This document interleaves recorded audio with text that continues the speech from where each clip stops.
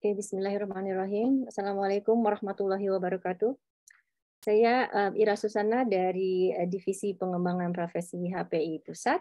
Malam ini saya akan menjadi moderator, menjadi host sekaligus ya, karena untuk ruang berbagi kita tidak terpisah tugasnya.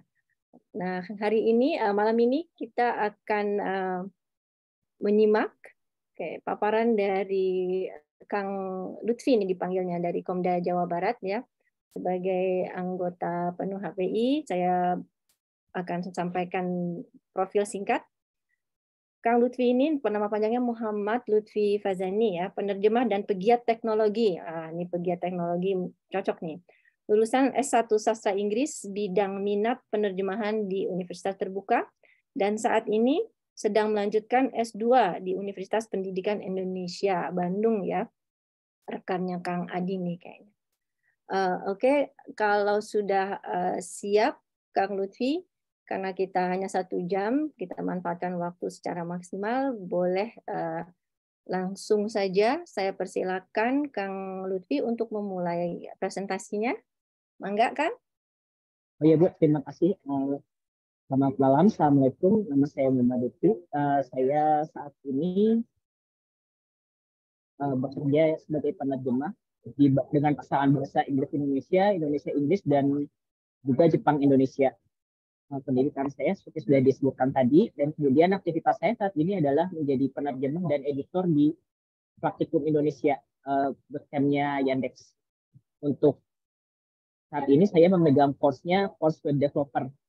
Jadi pekerjaan saya tugasnya adalah menerjemahkan, mengedit kurikulum seperti itu.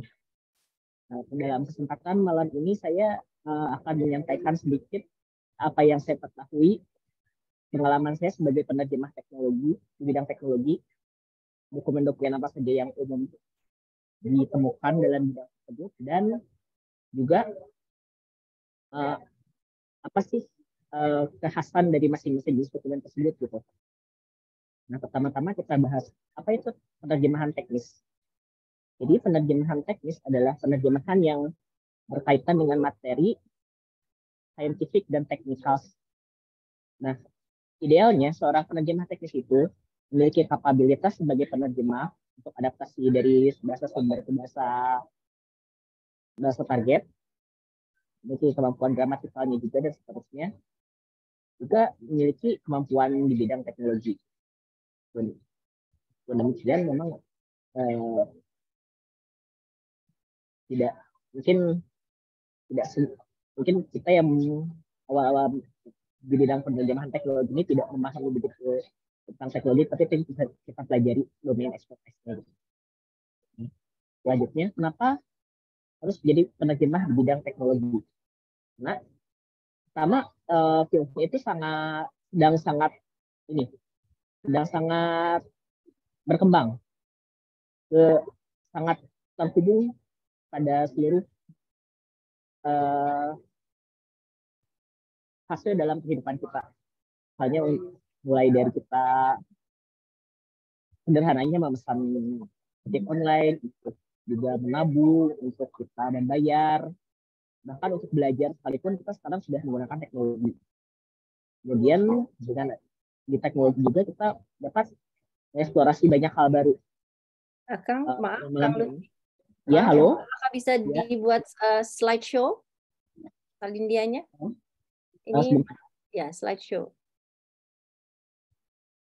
Nah. Oke, terima kasih.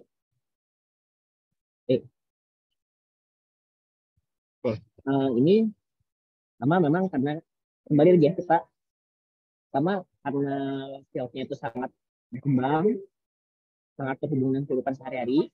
Kemudian kita juga mendapatkan kesempatan untuk mencoba penemuan-penemuan baru, artificial intelligence, terus jenis-jenis baru seperti itu.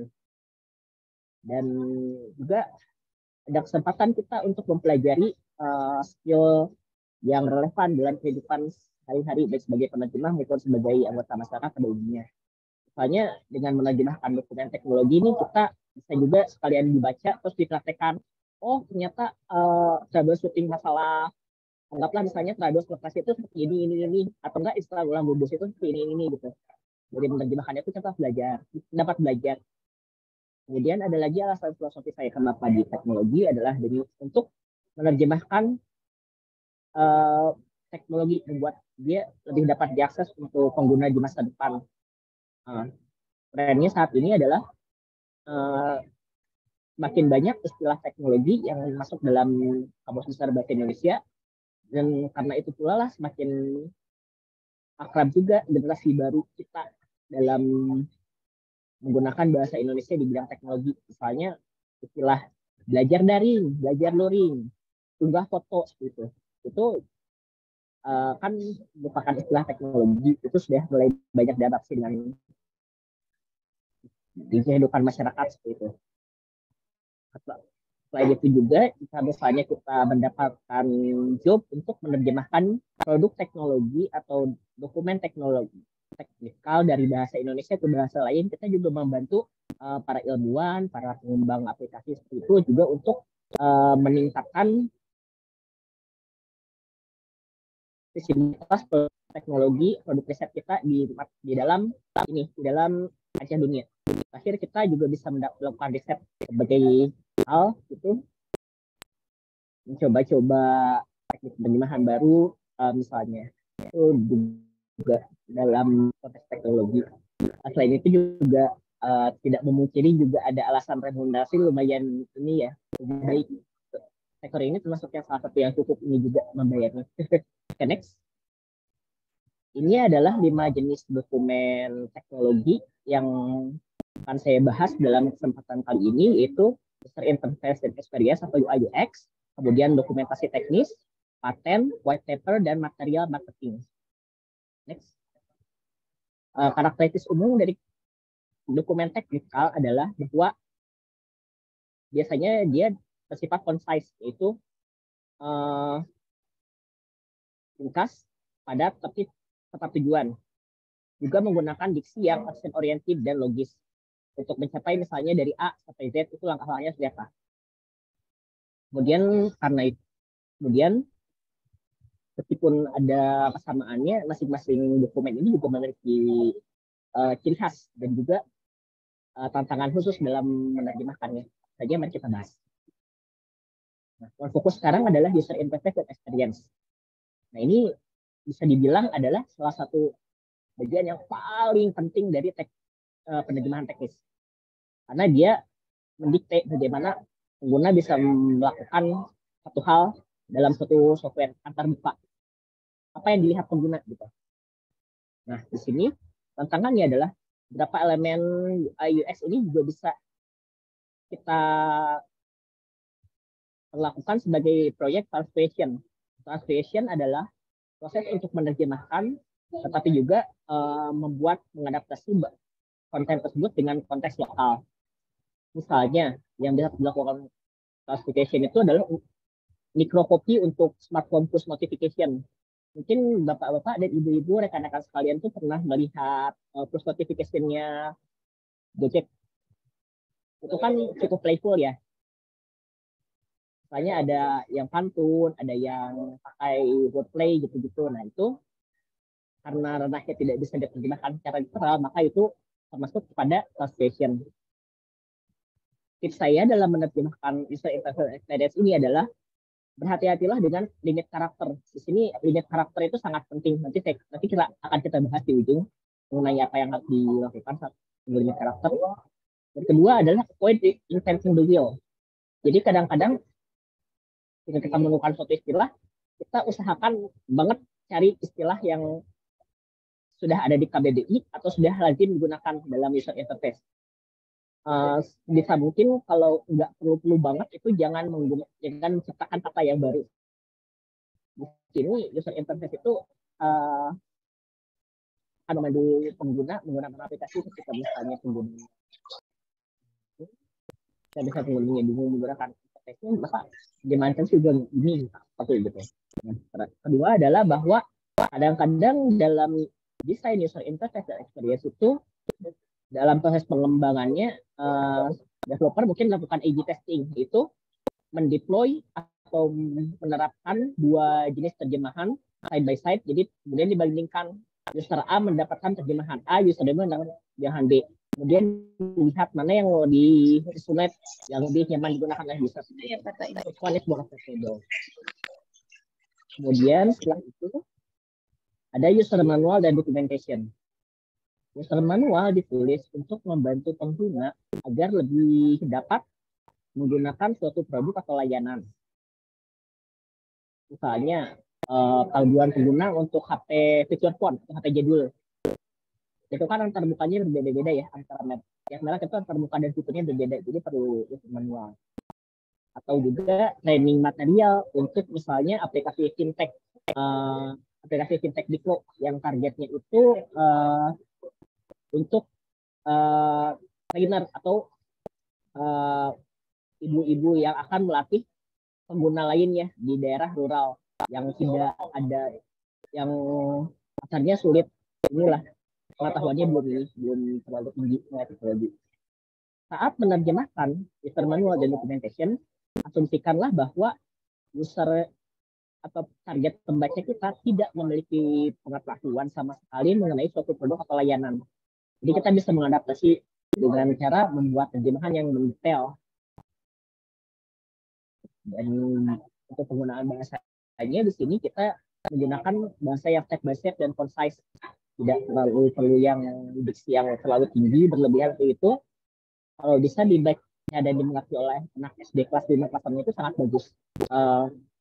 Jika memungkinkan kita juga bisa menyatakan screenshot atau visual cues dari satu aplikasi. Tapi ini biasanya kita nggak diminta untuk melakukan itu ya. Ada beberapa klien memang yang menghasilkan bikin screenshot atau apa. Tapi kalau misalnya klien yang menggunakan itu standar itu kita nggak diperlukan seperti itu. Kemudian ada lagi yaitu technical documentation. Nah, technical documentation berbeda berbeda audiens sasarannya dibanding dengan user manual. Dokumentasi teknis ini berguna untuk pengguna yang sebenarnya lebih pekerja yang bekerja di backstage dari suatu aplikasi atau layanan. Misalnya dalam pemrograman ada istilah application programming interface. Jadi coding yang digunakan untuk mengakses suatu platform gitu. Nah, dokumentasi dari API ini kita tulis dalam dokumentasi teknis. Atau juga bisa juga panduan pemrograman. Terus kita tentu dalam bahasa pemrograman itu ditulis dalam dokumentasi teknis.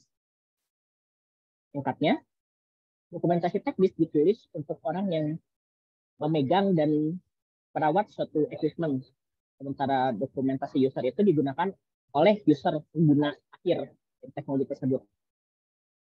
Nah, di sini tentu karena audiensnya berbeda, ekspektasi kita juga berbeda. Audiens di penerjemahan dokumen teknis itu setidaknya memiliki pengetahuan dasar mengenai teknologi. Jadi dokumen ini juga kita bisa menggunakan diksi yang lebih sophisticated, kata-kata yang lebih istilah yang lebih intense lah kasarnya gitu. Kita bisa menyesuaikan lah, accordingly lah, adjust accordingly. Kemudian ada juga paten. Paten ini adalah saya perlu kembaliin dulu caps lock ini juga. Handle with care banget. Ini karena paten adalah salah satu bentuk dokumen hukum. Paten menjelaskan skop dari sebuah penemuan. Jadi pihak ketiga tidak dapat meniru atau memasarkan produk yang sejenis tanpa lisensi dari pemilik paten.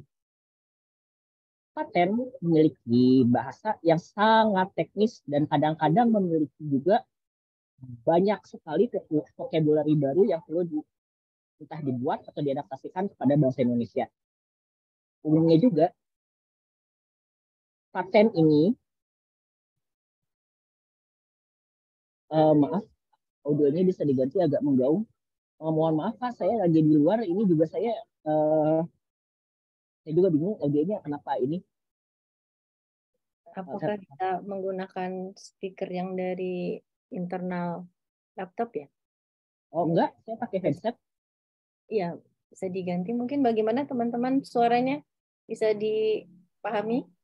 Aman, loud and clear. Oke. Oke, lanjut ya. Kembali kita ke paten. Paten itu kan salah satu dokumen hukum. menjelaskan skop dari suatu lisensi. Itu sangat teknis, kadang-kadang memiliki banyak sekali vocabulary yang bisa ya kita harus adaptasikan atau terjemahkan ke bahasa Indonesia. Seringkali juga paten ini ketika kita menerima dokumennya tuh kita menerima grafik dan diagram. Kita perlu berhati-hati saat menerjemahkan ini karena kadang-kadang ada measurement, ada pengukuran yang berbeda, dan ada hal-hal yang delicate yang benar-benar harus hati-hati banget format ini itu biar nggak melanggar ini. Nanti kita belakangan kita bahas ya. Kemudian ada juga white paper. White paper adalah dokumentasi akademik. Ini ditulis dengan bahasa akademis dan kita juga anggaplah kita sedang menggunakan jurnal gitu. Kita menggunakan bahasa yang akademis. White paper ini bersifat persuasif dan faktual. Kadang-kadang pengguna akhir itu menggunakan white paper sebagai material pemasaran untuk produk bisnis to bisnis. Jadi misalnya perusahaan A membuat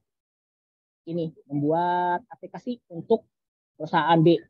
Nah, bagaimana si perusahaan ini memasarkan aplikasinya adalah melalui white paper. Nah, white paper ini juga dapat merupakan dokumen penelitian empiris misalnya mengenai statistik pengguna aplikasi C sekian demografinya seperti ini. Nah, itu termasuk juga dalam bentuk white paper. White paper ini juga sangat mungkin memiliki banyak dokumen teknis, banyak istilah teknis. Perlu sangat berhati-hati juga saat menerjemahkan dan berhati-hati saat memahaminya. Karena memang saat menerjemahkan white paper itu perlu dibaca banget sampai berapa kali baru bisa paham. Kemudian ada juga material marketing. Nah, ini seru sih sebenarnya. Material marketing itu agak berbeda dengan dokumen teknologi yang lain karena dia creative in nature. Dia sangat overlapping juga dengan hal spesial seperti UI UX. Kenapa dia creative in nature? Karena tujuannya adalah untuk memasarkan, untuk membuat orang pengen beli, pengen mengadaptasi suatu teknologi atau barang. Bisa berupa poster, bisa berupa brosur, atau sales training material gitu. Kadang-kadang kalau kita mampir ke suatu mall elektronik gitu, kita suka menemukan, ya Kak silahkan HP-nya, ini kameranya sekian-sekian gitu. Itu adalah salah satu contoh material marketing yang menawarkan kepada kita. Itu ada trainingnya dan itu termasuk material marketing. Di sini yang perlu kita highlight adalah bahwa material marketing ini menjelaskan suatu kapabilitas atau keunikan produk tersebut atau kita kenal dengan istilah unique selling point pada publik. Jadi yang perlu diperhatikan saat menerjemahkan atau mentranslate material marketing ini adalah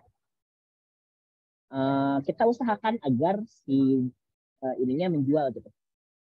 Kita menggunakan bahasa yang menjual tapi nggak lebay. Buatlah si ininya, si dokumen itu relatable, si fiturnya relatable dengan target pengguna barangnya. Misalnya untuk pengguna barang smartphone gitu.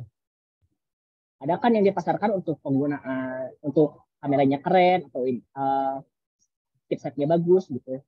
Itu kita sesuaikan dengan target pasarnya. Jelaskan bagaimana si produk ini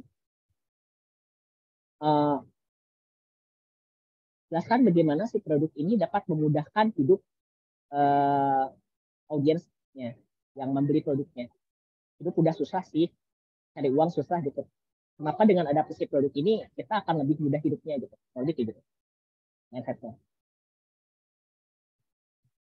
Next. Nah, di sini ada 3 poin penting yang harus sangat diperhatikan saat menerjemahkan dokumen teknis dan bidang teknologi. Pertama adalah use, analyze, and keep it simple. Kedua, expand your glossary. Dan ketiga, communicate and not assume. Ini agak tricky ya untuk yang ketiga. Atau ketiga ini nanti akan saya jelaskan.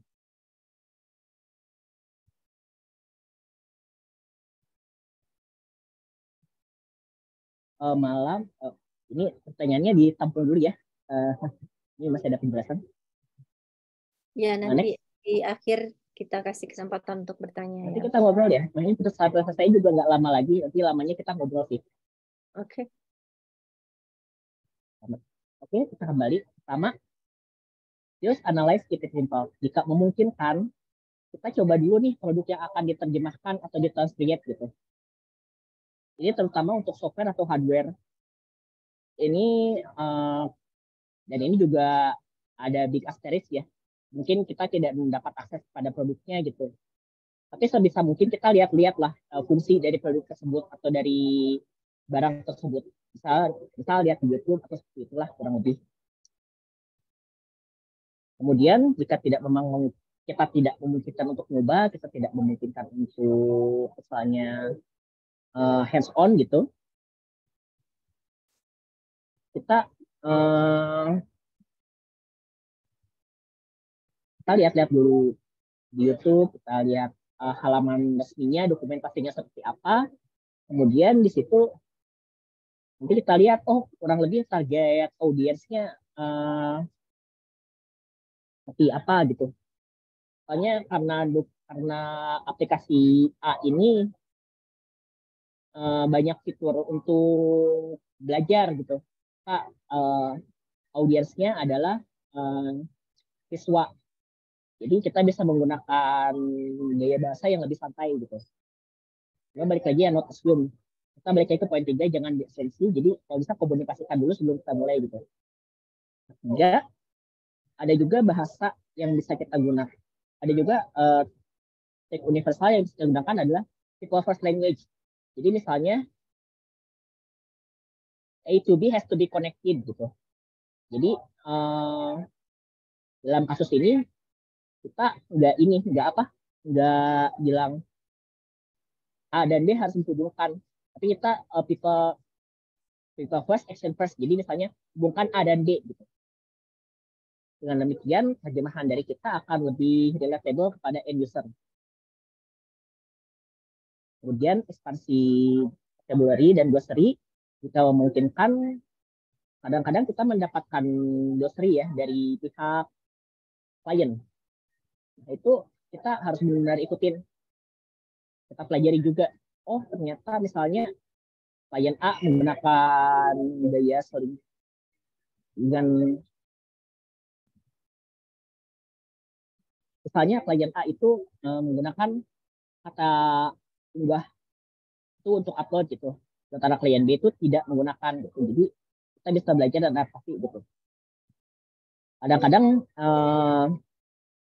glossarium ini kita diberikan dalam bentuk translation memory atau bisa juga dalam bentuk file multi-term kalau kita pakai kayak gitu, misalnya Trados gitu. Bisa juga dalam bentuk online glossary portalnya internal perusahaan gitu. Ini dan diperhatikan lah ini. Kemudian kita pelajari juga dari kita kasarnya mencuri ilmu lah dari vocabulary teknologi tersebut. Gitu. Kadang-kadang di sini ada ini juga agak awkward juga. Beberapa term itu bisa sangat berbeda ininya dalam bidang lain gitu. Saya dalam contoh ini, the depositors fund security is guaranteed as the company is interested in securities. Security di sini dalam konteks ini adalah keamanan, sementara security yang di bawah adalah securities itu surat berharga. Ini kan ada dua makna yang berbeda ya. Itu dalam teknologi itu sering ketemu yang kayak gini. Jadi memang harus benar-benar dijelaskan.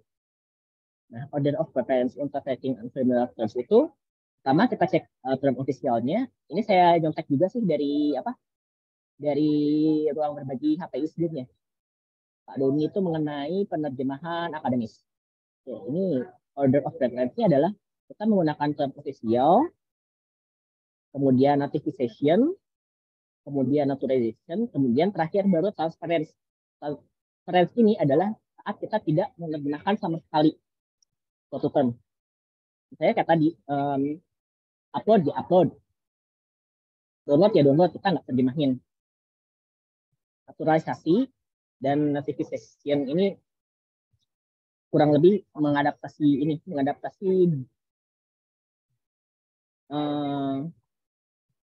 terms sumber ke bahasa Indonesia. Misalnya notifikasi itu ya gitu.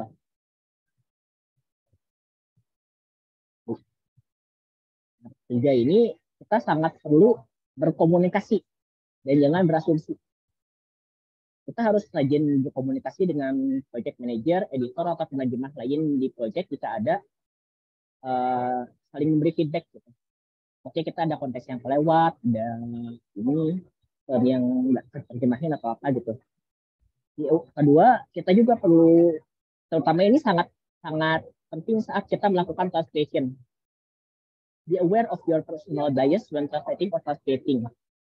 Dalam contoh ini misalnya, this app will help you look standardly by applying high filters to your photos.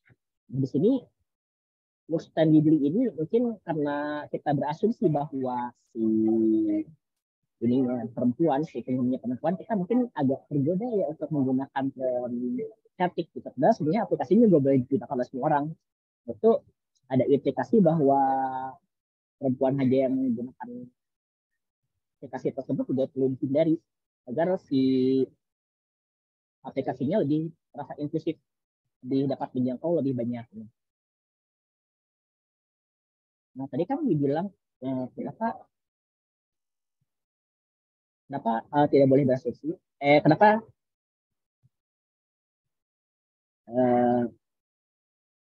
asumsi itu kadang penting karena datanya karena ini personal bias ini asumsi yang agak ini yang agak berbahaya gitu karena terlibat dengan impulsivitas.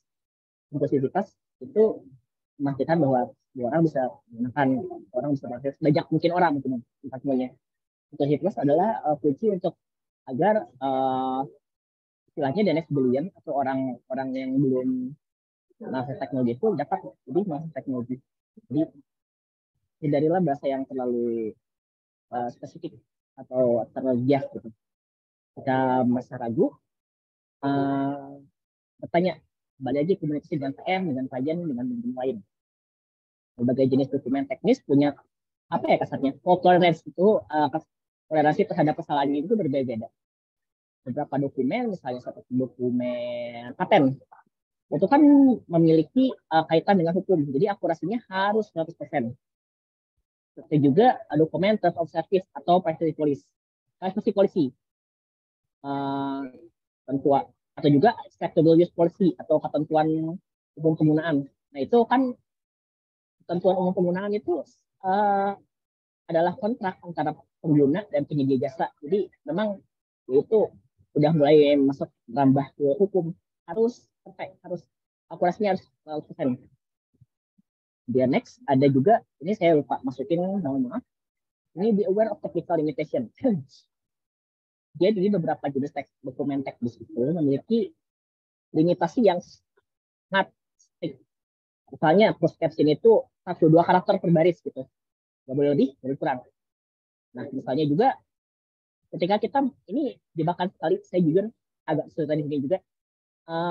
User interface aplikasi itu memiliki batasan yang berbeda-beda antar setiap aplikasi. Jadi misalnya di sini ada mute. Di Zoom itu ada tulisan mute. Mute itu kan bisa kalau di bahasa Indonesia. Cuma di sini karakter limitnya misalnya 4 karakter. Nah itu nggak boleh lebih. Coba diulik supaya dia nggak melebar. Karena kalau misalnya lebih itu si sintaksis pemrogramannya bisa error parah-parahnya atau enggak terjemahan kita kepotong. Jadi enggak semua string yang kita masukin sebagai terjemahan itu masuk ke elemen user interface-nya. Ini tricky juga. Saya juga sering revisi di situ. Kemudian kembali lagi jika memang ada limitasi itu biasanya PM atau klien akan mengkomunikasikan.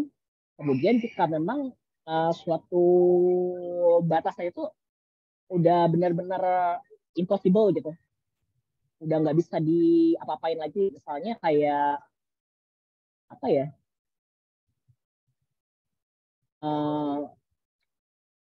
Chat itu dijadikan obrolan kan, jadi dari 4 jadi 7, yaitu kadang atau mungkin ada term lain yang misalnya dari 4 jadi 8.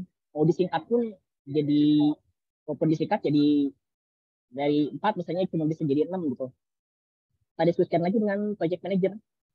Ini bagusnya gimana nih? Apakah perlu koordinasikah dengan pemrogramannya, dengan programmernya, dengan QA testernya, seperti itu. Kadang juga balik lagi, kadang terjemahan kita akan mungkin stringnya akan lebih panjang dari string sumber.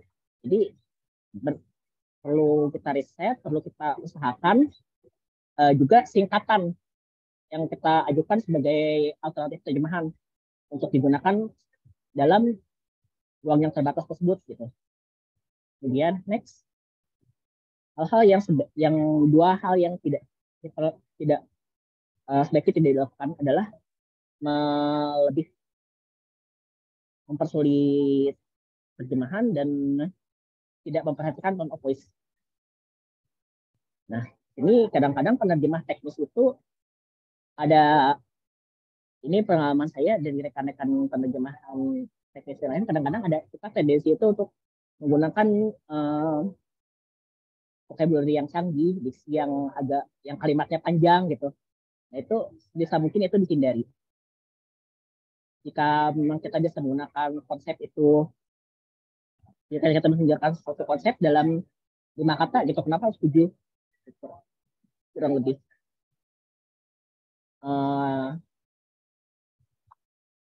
Kembali juga ke yang tadi kan, ada batasan, kita perlu ingat ada batasan teknis, ada batasan lain-lain yang juga tidak bisa kita inilah gitu. Kadang juga kita perlu melihat apakah si orang atau user ini menggunakan term lokal atau term yang Inggris aja gitu. Dari tadi ada order of citation-nya.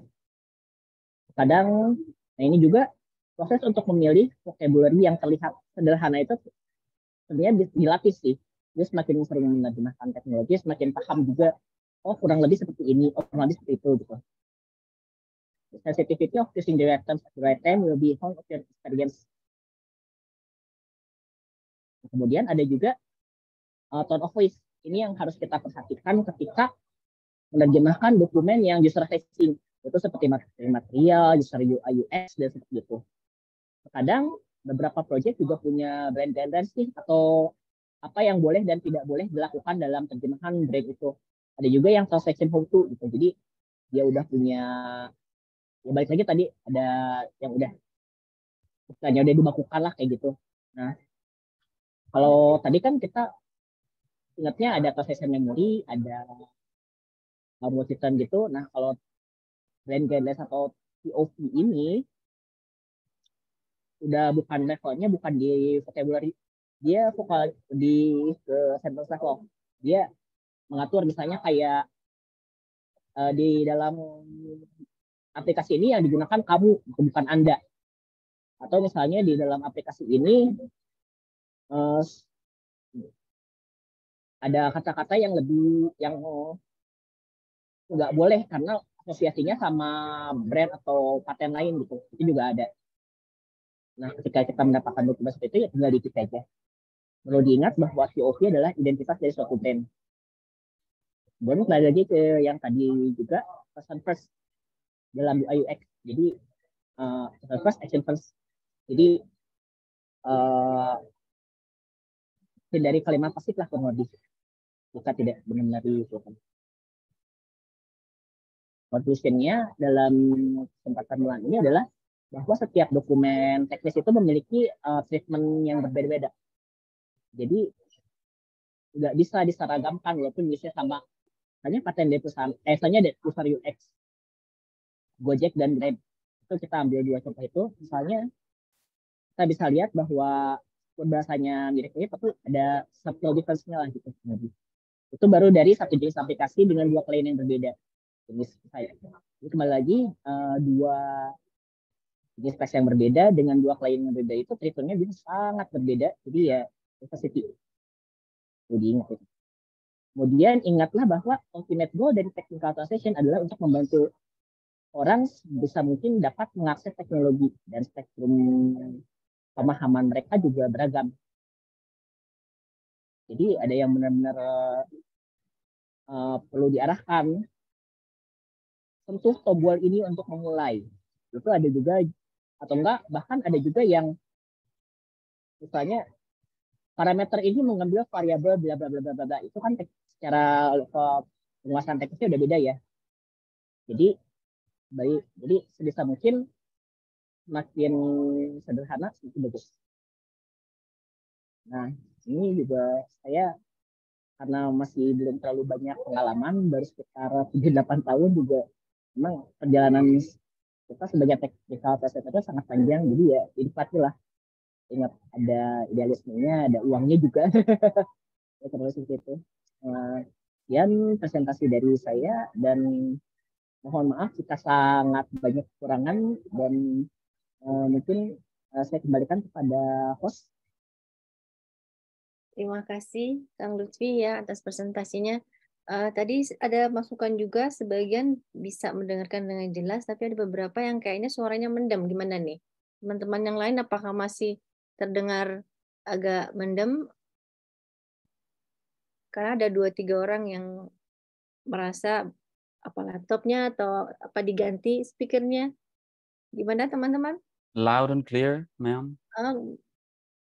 Ini ada aman. Di sini ada berarti sebagian saja ya. Di sini jelas. Oke. Terima kasih atas feedbacknya. Tadi ada pertanyaan yang sudah masuk satu nih, Kang Lutfi. Kita langsung aja ya, biar kita menghemat waktu. Dari Dan masih lumayan sih kalau mau diskusi. ya, ini dari Mas Timothy Junius katanya. Malam Pak Lutfi, saya baru belajar penerjemahan teknologi nih ya, teknis. Boleh dicontohkan yang tidak real penerjemahan UI atau UX? Terima kasih. Sebentar ya. Betulnya kita untuk penerjemahan UI UX itu bisa lihat ini yang real. Facebook itu diterjemahkan oleh komunitas. Kita bisa membandingkan misalnya akun 1 pakai bahasa Indonesia, akun 2 pakai bahasa Inggris. Nah, meskipun Facebook itu diterjemahkan oleh komunitas, ada standarnya juga. Di situ kita bisa belajar. Oh ya, saya lupa bilang bahwa salah satu cara untuk kita gain a footing atau mendapat portofolio sebagai penerjemah teknis adalah dengan membantu proyek penerjemahan yang terbuka gitu. Misalnya Facebook, Twitter, atau aplikasi open source yang bersumber terbuka kayak LibreOffice gitu-gitu menerima penerjemah juga. Ada platformnya namanya Cloudin atau beberapa platform lain juga ini. Wah, bisa untuk mempelajari dan menambah portofolio itu kita bisa dari proyek-proyek yang terbuka open source gitu. Nah, di situ kan penerjemahannya macam-macam nih. Ada dari user interface, user experience, ada juga yang user manual. Kita bisa ikut proyek yang mana. Kita harus mempelajari proyeknya, mempelajari selingkungnya. Dari situ kita bisa mulai aplikasikan cari klien.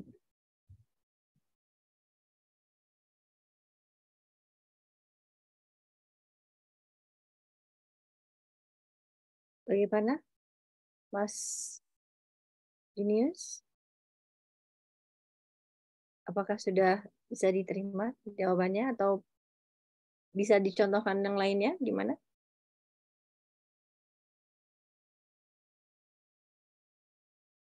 Oh, boleh contoh saja. Oke, boleh langsung contoh saja. Mungkin kalau contoh UI atau UX itu karena yang teknologi sudah sering kita gunakan tidak terikat oleh NDA ya, Kang Lutfi? Iya. Bisa dicontohkan kali menurut permintaan Kang nih, Mas Timothy.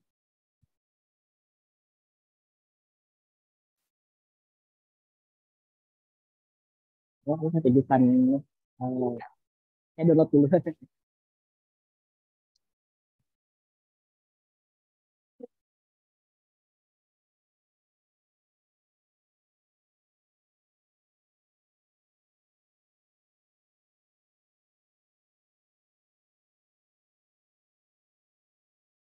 Tadi Kang Lutfi mencontohkan Grab dan Gojek gitu ya, itu bisa menjadi perbandingan mungkin ya untuk UI dan UX. Nah, ini untuk salah satu contoh UI UX.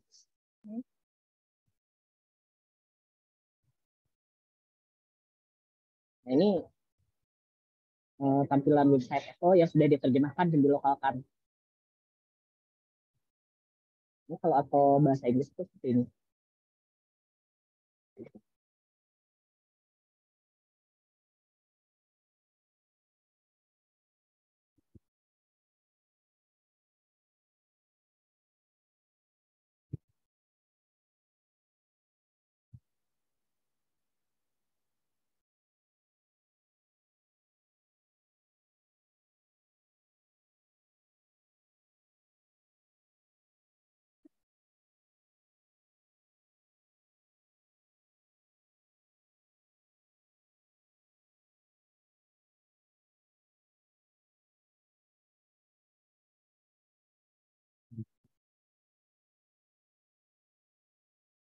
Nah, kita lihat ya, the side by side. Kalau contoh terjemahan UX itu seperti ini. Ini termasuk juga translating. Two brief size, no one space of yellow. Dua ukuran hebat. Ini dengan warna kuning yang segar. Kemudian ada juga ini contoh UX, UI. Compare, bandingkan di sebelah sini. Itu juga contoh yang sudah diterjemahkan ke bahasa Indonesia. Kemudian ini untuk elemen websitenya. Ini salah satu contoh yang dia bisa lebih panjang daripada aslinya. Which iPhone is right for you? iPhone mana yang lebih tepat untuk Anda? Seperti ini. Kita perhatikan di sebelah kiri itu untuk yang bahasa Inggris, dan sebelah kanan itu untuk yang bahasa Indonesia. Apakah sudah cukup contohnya?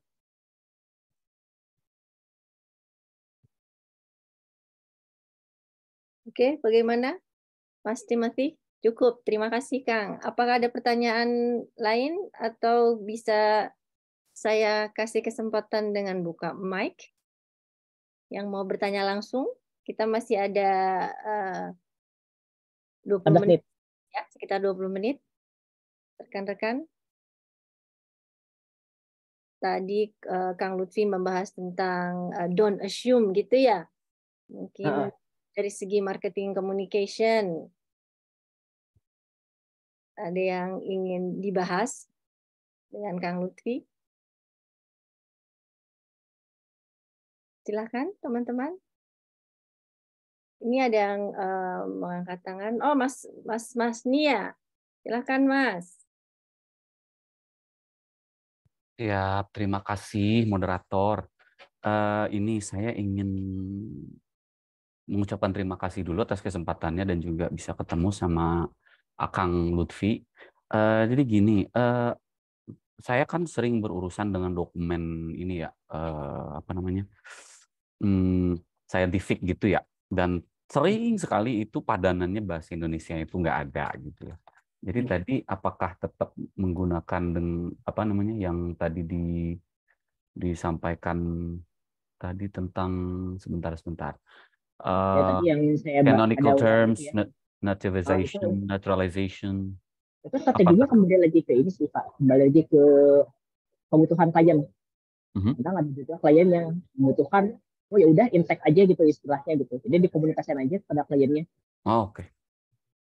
Kalau seandainya buku gitu loh, kan kita nggak bisa ngomong dengan klien, kita harus membayangkan apa namanya, membayangkan mengira-ngira benak sang pembaca nanti, sang pembaca nantinya gitu. Kalau itu buku gitu loh, gimana tuh kalau strateginya seperti itu? Jujur kan kalau buku saya belum pernah mendapat proyeknya gitu. Jadi saya belum bisa menjawab secara teknis, tapi ini kalau misalnya memang kurang lebih pembaca bukunya dapat memahami secara, jadi kan kalau buku juga kita kurang lebih bisa melihat ya target pembacanya seperti apa dari ininya, dari level penulisannya gitu. Ada buku yang untuk SMA, SMP seperti itu, dari situ mungkin baru bisa ditentukan Hanya untuk yang targetnya lebih massal atau lebih mudah itu kita bisa lebih sederhanakan gitu. Kebetulan gini Kang, saya itu kan lagi menerjemahkan ada buku tulisan teman lama saya, dia dosen di Monash di Australia. Jadi bukunya itu buku, kalau saya boleh mengkategorikan genrenya itu kurang lebih filsafat, tapi filsafat yang populer gitu loh. Penuh dengan bahasa-bahasa yang aduh, I mean I cannot Ya, begin to describe gitu ya. jadi Dia kalau filsafat misalnya tapi populer gitu loh. ya, Dia ya pengen kalau membuat bukunya itu bisa dibaca diakses oleh banyak orang gitu loh. Nah, ya, jadi bahkan satu contoh kayak gini nih. Jadi dia membayangkan bahwa ada satu poin dalam pernyataan di bukunya itu yang saya nggak pernah nemu katanya gitu loh. Dan kemudian setelah saya googling kata itu, ternyata eh, kata itu berarti penyangga di katedral zaman gotik katanya. Sespesifik itu istilahnya gitu loh yang dia pakai gitu. Akhirnya saya memakai cuman ya eh, penopang gitu loh jadinya. Terpaksa itu gitu loh. kalau mau kita gini sih Kak, Hmm. kadang-kadang di buku itu ada translator note atau author note di bawah chapter itu Hmm. bisa dipakai kalau memungkinkan pakai pakai author note atau translator note pakai angka itu di bawah baru Oke. Kayak footnote gitu ya.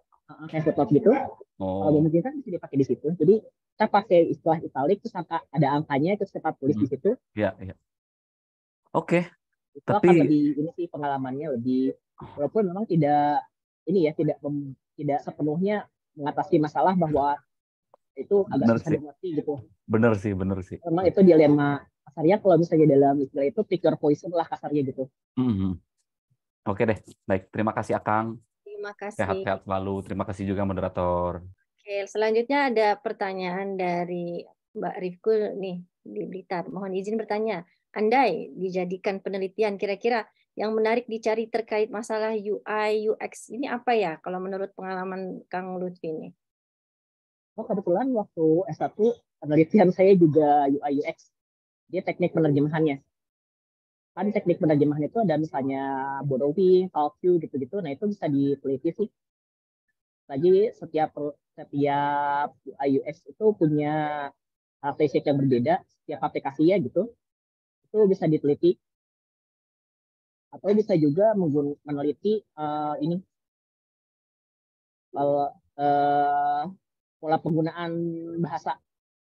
Misalnya pengguna yang lulusan SMA ini lebih banyak menggunakan UI dalam bahasa Indonesia atau pengguna yang lulusan kuliah itu menggunakan UI dalam bahasa Inggris. Itu pola penggunaan bahasa itu mungkin maksudnya sosial linguistik tapi agak jauh, tapi itu bisa diteliti juga. Baik, sudah mendapat satu ide, Mbak Rifkul. Kita lanjut pertanyaan berikutnya ya, karena hanya 1 jam nih. Dari Mbak Adelia, mohon izin bertanya Pak Lutfi, bagaimana cara melatih kemampuan dasar penerjemahan teknis bidang IT? Ya.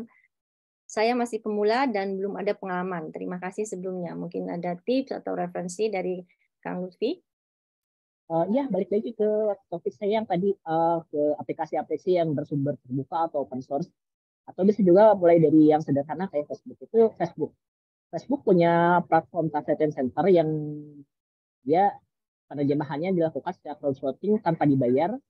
Itu ada bahasa Indonesia juga. Di situ kita bisa mempelajari gimana sih lingkungnya, apa sih yang community standarnya seperti apa. Nah, itu setelah kita pelajari, kita bisa terapkan, kita bisa voting on translation, kita pilih mana terjemahan yang kurang lebih sesuai. Kita juga bisa nih mengusulkan translation ketika kita mengusulkan translation, kita mendapat poin itu. Kalau misalnya enggak, Facebook juga produk lain ada atau enggak yaitu produk open source misalnya apa ya, LibreOffice itu ada juga portal penerjemahannya. Jadi kita terjun langsung gitu. Nanti setelah kita belajar dari proyek-proyek yang tidak dibayar gitu kasarnya, nah nanti kita bisa untuk menggunakan proyek tersebut sebagai ini porto. Baru kita terjun ke bidang penerjemahan yang dibayar, yang sifat klien gitu. Oke, Mbak Adelia, sarannya mungkin mencoba yang tadi ya, yang non-profit dulu yang tidak dibayar ya. Ya. Oke, terima kasih katanya. Ada lagi yang mau bertanya? Ini di chat belum ada atau mau langsung atau sebelum saya buka mic ke yang mengangkat tangan? Bagaimana nih? Saya boleh bertanya langsung ya ke Kang Lutfi. Kalau tadi Enggak. masalah karakter limitation gitu ya, apalagi untuk UI dan UX. Nah, ada mungkin sejauh mana kita bisa menyingkat gitu. Contoh misalkan di call to action-nya tombolnya itu kecil gitu. Nah, itu hanya mungkin 10 karakter ya. Nah, ada kata misalnya Inggrisnya itu sependek ya, next gitu kan. Nah, Indonesia kan agak panjangan dikit. Selanjutnya ya itu saya juga sering ketemu di situ sih. Boleh titik-titiknya gitu. Kalau pengalaman Kang Lutfi itu gimana? Kadang-kadang ada yang ucapan yang sudah dibakukan sama si pengembang aplikasinya, tapi akan tricky ternyata menerjemahkan UI dari nol gitu. Itu perlu dikonsultasikan juga kepada kliennya maksimal mentok banget itu paling maksimal melebihinya berapa karakter gitu. Tadi kan yang saya contohkan di situs Apple itu ini dia desain webnya responsif dalam artian kalaupun misalnya melar juga dia akan menyesuaikan gitu. Cuman kadang-kadang secara penerjemahan itu tidak mungkin, jadi emang harus dikembalikan kepada klien sih. Oke, jadi dikembalikan ke klien ya, tanya dulu balik, boleh nggak nih disingkat gitu? Boleh, misalnya boleh disingkat nggak nih? Kalaupun misalnya boleh disingkat, maksimal berapa karakter? Ya, jadi tidak masalah ya kalau kita lihat di gadget atau di HP itu ada kata-kata yang disingkat. Kalau dalam teks dokumen biasa mungkin nggak boleh gitu ya, kayak Mungkin nggak boleh. misalkan SBLMN-nya gitu kan. Itu nggak boleh kalau di dokumen kayak paten Ya. itu bahaya. Tapi kalau di dokumen kayak user interface karena memang kepentok limit ya mau nggak mau gitu. Oke, siap. Jadi fleksibel ya kalau untuk UI dan UX ini. Intinya Yang penting komunikasi balik sih. Memang salah satu ini juga tantangan juga di bidang teknologi adalah kita harus rajin komunikasi. Sementara kliennya kurang responsif atau maunya jadi gitu. iya, yang penting user itu paham bagaimana mengakses atau menggunakan gadget ini gitu. Kalau teknologi ya jangan sampai salah. Bingung. Oke, baik. Ada lagi yang mau langsung bertanya? Bisa angkat ini tangannya, raise hand button. Kita masih punya 8 menit. Mohon izin. Ada dari Mbak Amirah. Tadi sempat disebutkan penggunaan kata kamu dan Anda. Ini menarik nih. Ya, masalah cultural sensitivity atau politeness. Bagaimana cara membedakannya ya? Kemudian apakah ada saran kamus online atau website yang biasa digunakan untuk mencari istilah teknis khusus? Dan apakah batasan atau limit karakter setiap klien berbeda-beda? Ataukah ada suatu aturan yang sudah pasti untuk menerjemahkan dokumen teknis? Terima kasih, Kang. Jawabnya nggak urut ya, nggak apa-apa ya. Ini Nggak yang apa-apa. ketiga ini sudah kita bahas tadi, batasan limit itu tiap klien berbeda karena bahasa pemrograman yang digunakan oleh klien itu berbeda, terus target pengguna juga berbeda. Tidak semua klien mengharuskan bahasa resmi, tidak semua klien boleh disingkat, gitu. Nah itu kembali lagi dikomunikasikan. Terus ada lagi saran untuk kamus online, biasanya ada di pros.com itu sangat kaya sekali ininya. Koleksi user ininya, user contributive-nya. Jadi pengguna pros.com biasanya penerjemah yang sudah senior gitu berkontribusi bertanya terhadap suatu term itu bisa dipakai. Ada juga kamus istilahnya Google dan Microsoft itu untuk penerjemah teknis, dua itu kita sering pakai.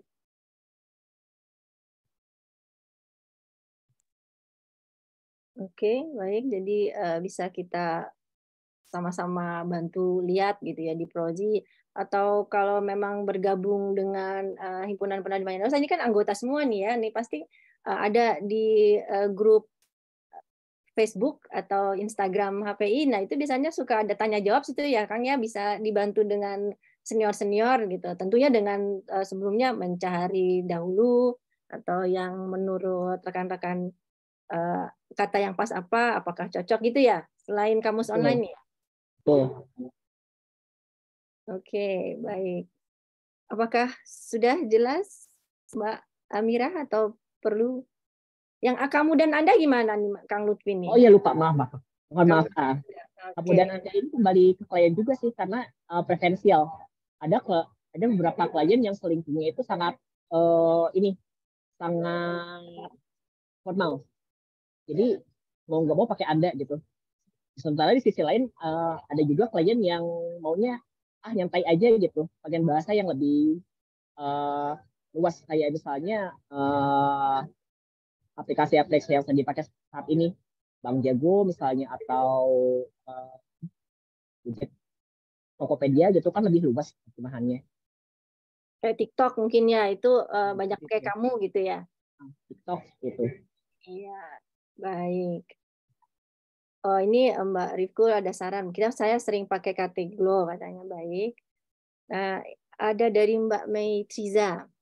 Tadi di profil saya lihat Mas juga menerjemahkan untuk Jepang Indonesia. Kalau untuk pasangan bahasa ini biasanya menggunakan kamus online apa untuk penerjemahan teknis Japanese Indonesian jika ada? Oh, untuk Nihongo saya nggak pegang dokumen teknis. Saya banyaknya kayak webtoon, postingan blog, lirik lagu gitu-gitu dari klien yang individual, bukan klien korporat. Jadi mohon maaf belum bisa jawab. Oke, Jadi kalau baik. Jepang itu lebih ke hobi sih itu bukan dijadiin jadi serius gitu. Oke. Ada lagi yang mau menulis pertanyaan atau open mic, tapi kita punya waktu 4 menit, mungkin bisa diberi kesimpulan penutup, Kang Lutfi, masalah penerjemahan teknis ini?